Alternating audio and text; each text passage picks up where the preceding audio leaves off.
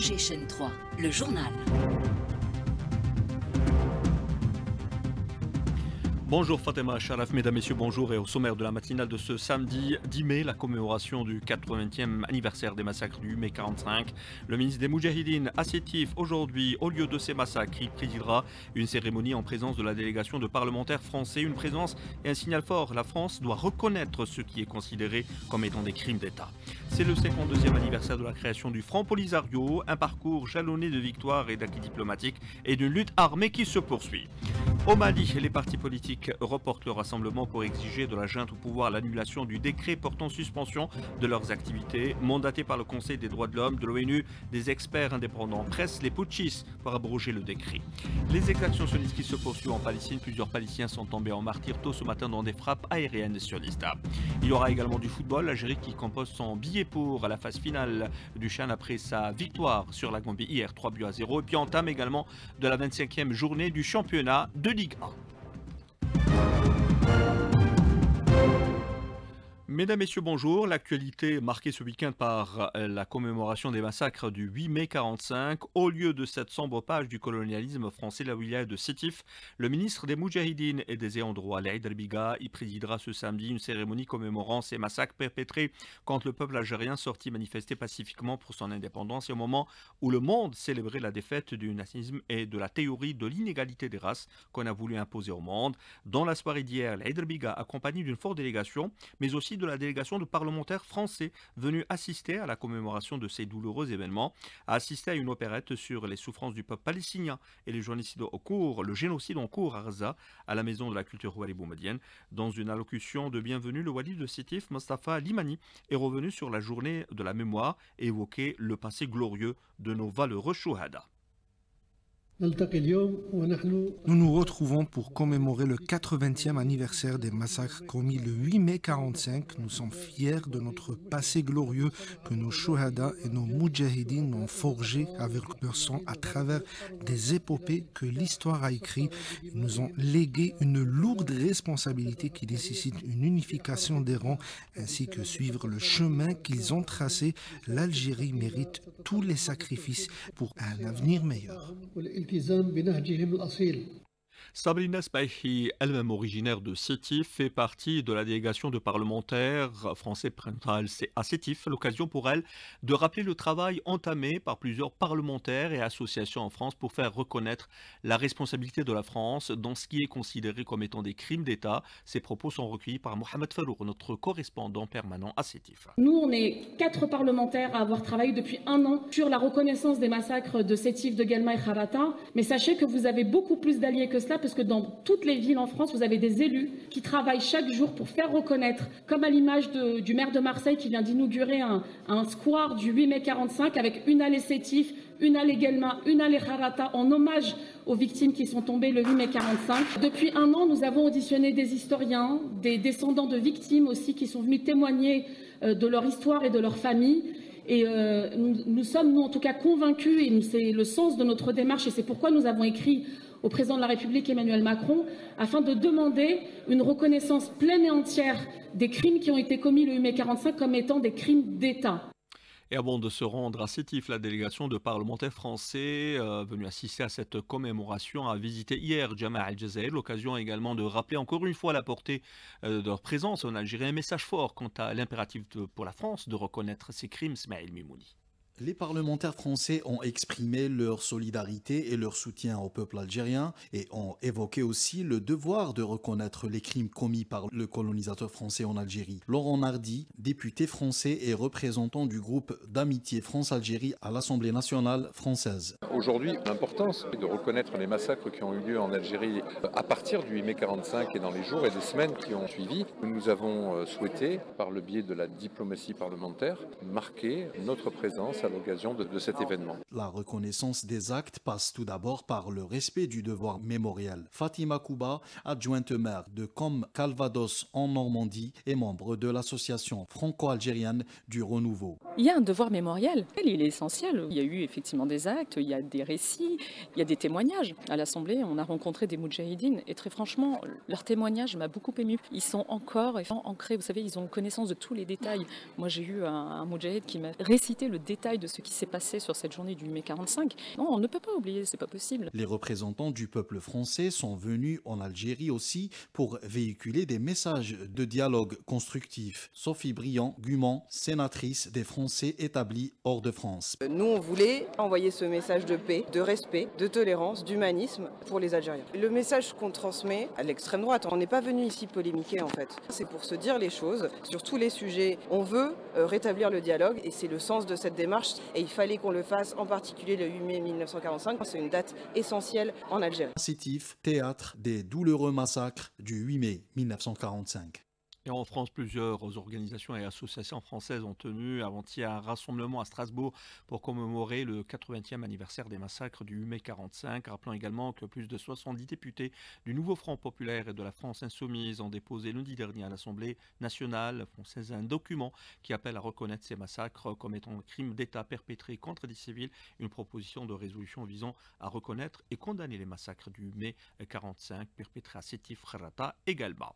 Un peuple qui lutte pour son indépendance, le peuple sahraoui célèbre ce samedi le 52e anniversaire de la création du Front Polisario, son représentant unique et légitime, reconnu par les Nations Unies, dans un contexte marqué par la poursuite de la lutte armée contre l'occupant marocain et des acquis politiques et diplomatiques en faveur de la cause sahraoui juste.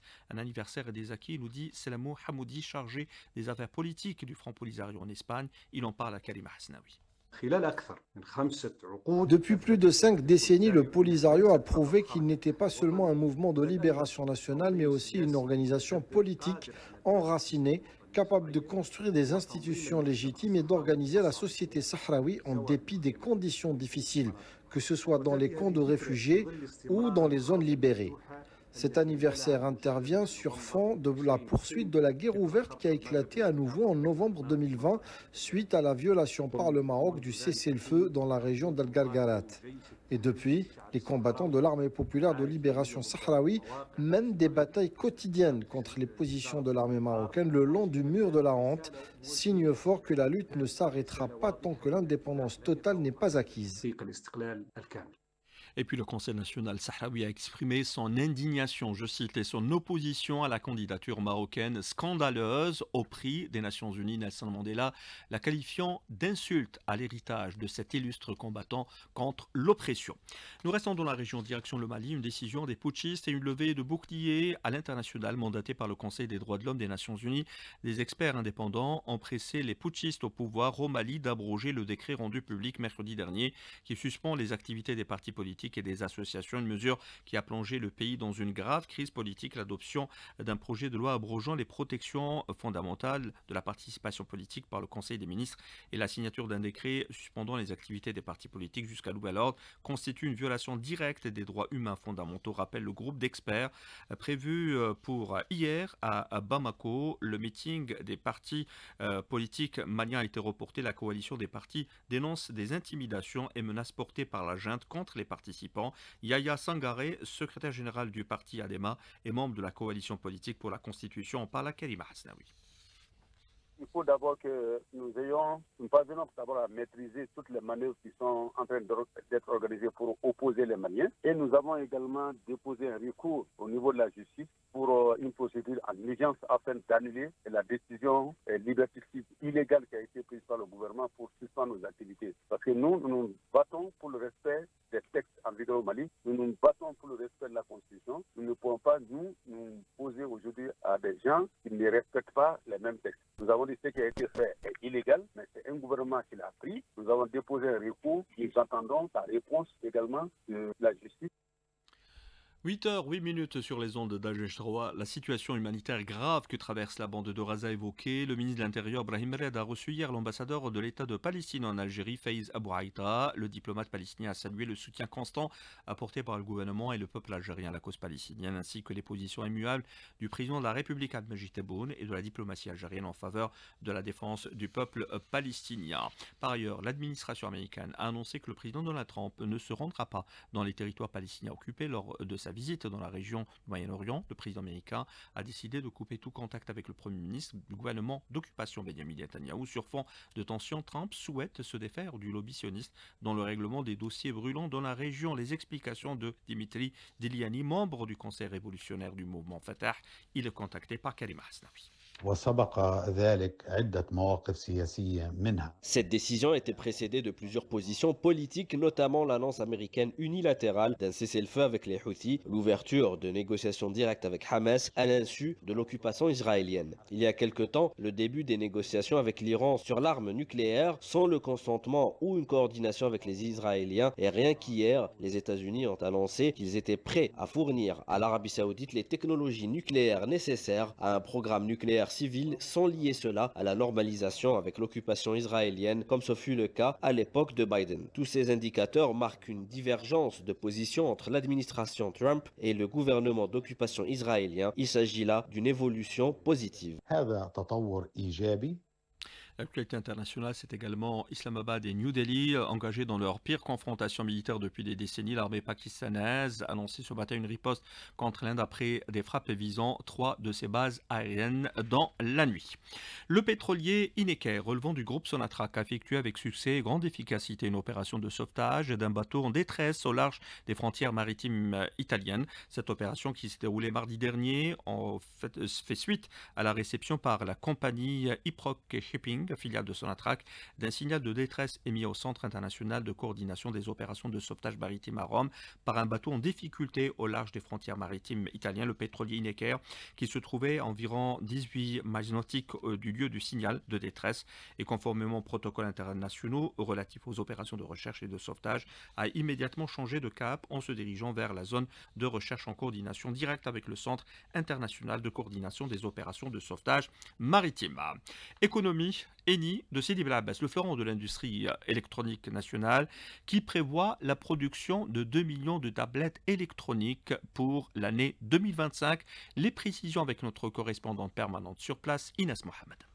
Durant les années 2022-2023, l'entreprise nationale des industries électroniques Eni de Sidi Bel Abbès a fourni un total de 142 000 unités de tablettes électroniques au profit des différents établissements scolaires à travers le pays.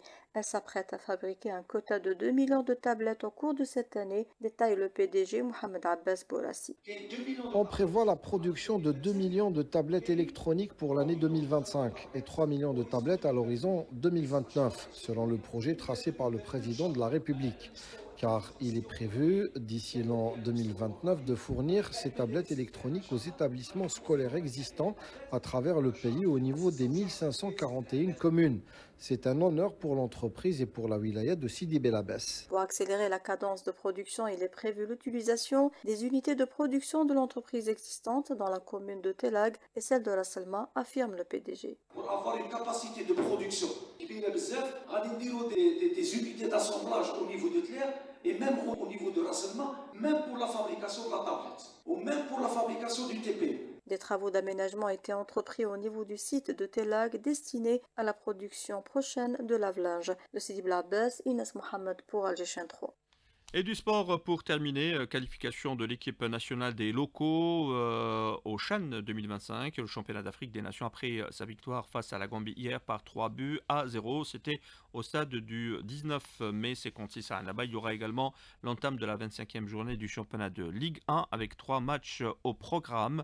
USM Khenchla, Moulia Doran, Nejm Magra Assouchlef, JS Saoura, Espérance de Mostaganem. C'était là la dernière information de cette édition réalisée par Sid Ali Djilali. Merci à vous de nous avoir prêté attention.